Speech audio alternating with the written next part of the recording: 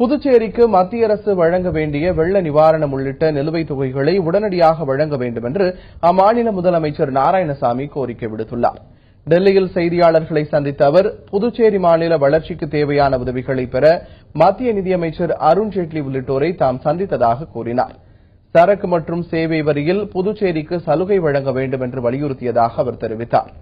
புதுச்சேரி நிதிநிலை அறிக்கை தொடர்பாக மத்திய நிதியமைச்சருடன் தாம் ஆலோசித்ததாகவும், அப்போது புதுச்சேரி மாநிலத்திற்கு மத்திய அரசு வழங்க வேண்டிய நிலுவைத் தொகைகளை உடனடியாக வழங்க கோரிக்கை விடுத்ததாகவும் நாராயணசாமி தெரிவித்தார். மத்திய நிதி அமைச்சர் அவரை சந்தித்து புதுவை மாநில நிதிநிலை அறிக்கை சம்பந்தமாக அவரிடம் விளக்கமாக பேசினேன். வெள்ள நிவாரண தொகை எங்களுக்கு வழங்க வேண்டும்.